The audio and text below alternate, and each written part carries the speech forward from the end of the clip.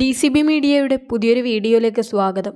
Bank അക്കൗണ്ടും Google പേ, phone പേ തുടങ്ങിയ UPI ആപ്പുകൾ ഉപയോഗിക്കുന്നവരുമെല്ലാം അറിയേണ്ട പ്രധാനപ്പെട്ട ഇൻഫർമേഷനുകളാണ് നിങ്ങളുമായി ഷെയർ ചെയ്യുന്നത്. അതിനു മുൻപായി ചാനൽ ആദ്യമായി കാണുന്നവർ സബ്സ്ക്രൈബ് ചെയ്യുവാനും വീഡിയോ ലൈക്ക് ചെയ്ത് സപ്പോർട്ട് തരുവാനും മറക്കാതിരിക്കുക.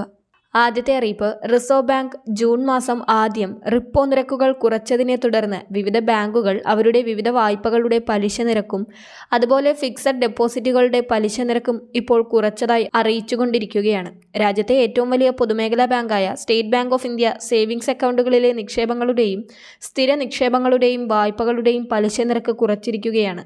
2022 മുതൽ സേവിങ്സ് അക്കൗണ്ടുകളിലെ നിക്ഷേപങ്ങൾക്ക് 10 കോടി രൂപ വരെ 2.7%, 10 കോടിക്ക് മുകളിൽ 3%ആയിരുന്നു പലിശ. ഇനി മുതൽ SBIയുടെ ഏത് പരിധിയിലുള്ള സേവിങ്സ് അക്കൗണ്ട് നിക്ഷേപത്തിനും 2.5% പലിശ മാത്രമേ ലഭിക്കുകയുള്ളൂ. SBIയുടെ ഇതുവരെയുള്ള ഏറ്റവും കുറഞ്ഞ സേവിങ്സ് അക്കൗണ്ട് പലിശ നിരക്കാണിത്.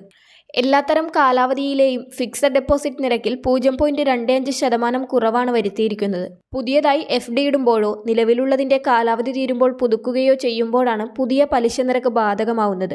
ഡെപ്പോസിറ്റുകൾക്ക് മാത്രമല്ല SBI നൽകുന്ന വായ്പകളുടെ നിരക്കിൽ 0.5%ൻ്റെ കുറവും വരുത്തിയിട്ടുണ്ട്.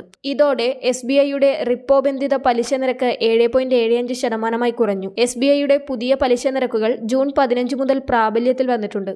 SBIയുടെ പുതിയ FD പലിശ നിരക്ക് 3 കോടി രൂപ വരെ 45 ദിവസം വരെയുള്ളതിന് 3.05%. നേരത്തെ ഇത് 3.3%ആയിരുന്നു. മുതിർന്ന പൗരന്മാർക്ക് 3.55% പലിശ ലഭിക്കും.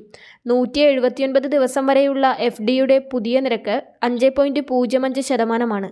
മുതിർന്ന പൗരന്മാർക്ക് 5.55%, 1 വർഷം വരെയുള്ള FDക്ക് 6.05%വുമാണ് പലിശ.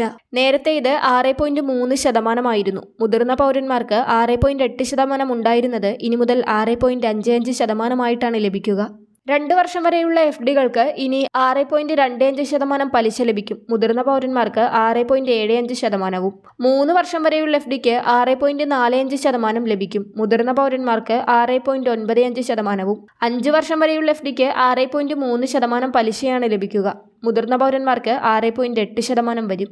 10 വർഷം വരെയുള്ള FDക്ക് 6.05% പലിശ ലഭിക്കും. മുതിർന്ന പൗരന്മാർക്ക് 7.05% പലിശയും ലഭിക്കും. മറ്റ് ബാങ്കുകളും പലിശ നിരക്ക് കുറയ്ക്കുകയാണ്. ICICI ബാങ്ക് FD പലിശ നിരക്ക് 3 കോടി രൂപയ്ക്ക് താഴെയുള്ള നിക്ഷേപങ്ങളിൽ 0.25% വരെ പലിശ കുറച്ചു. Bank of Baroda, UCO bank, Punjab national bank, bank of India എന്നിവ വായ്പാ പലിശ നിരക്ക് 0.5% വീതം കുറച്ചിട്ടുണ്ട്. അടുത്തത്, ഇപ്പോൾ എല്ലാവരും കൂടുതലായും പണം കൈമാറുന്നത് UPI വഴിയുള്ള ഇടപാടിലൂടെയാണ്. UPI വഴിയുള്ള ഇടപാടുകൾ ജൂൺ 16 മുതൽ വേഗത്തിലായിരിക്കുകയാണെന്ന കാര്യം ശ്രദ്ധിക്കുക.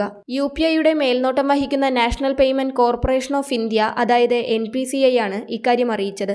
പണമയക്കൽ, ഇടപാട് പരിശോധിക്കൽ തുടങ്ങിയവയ്ക്ക് നിലവിൽ 30 സെക്കൻഡാണ് ആവശ്യം. ഇനി 15 സെക്കൻഡ് മതിയാകും. 30 സെക്കൻഡ് എടുത്തിരുന്ന ട്രാൻസാക്ഷൻ റിവേഴ്സലിന് ഇനി 10 സെക്കൻഡ് മതി. 15 സെക്കൻഡ് എടുത്തിരുന്ന വിലാസം പരിശോധിക്കൽ ഇനി 10 സെക്കൻഡ് കൊണ്ടും പൂർത്തിയാകും. ഇതുകൂടാതെ ബാലൻസ് പരിശോധന, ഓട്ടോ പേയ്മെന്റ് തുടങ്ങിയവയിലും ജൂലൈക്ക് ശേഷം മാറ്റങ്ങൾ വരുത്താൻ UPI തീരുമാനിച്ചിട്ടുണ്ട്. പ്രതിദിനം 50 തവണയെ UPI ആപ്പിലൂടെ ബാങ്ക് ബാലൻസ് പരിശോധിക്കുവാൻ സാധിക്കുമെന്ന നിബന്ധന ഉടൻ പ്രാബല്യത്തിലാകും. നിലവിൽ അങ്ങനെ പരിധിയില്ല.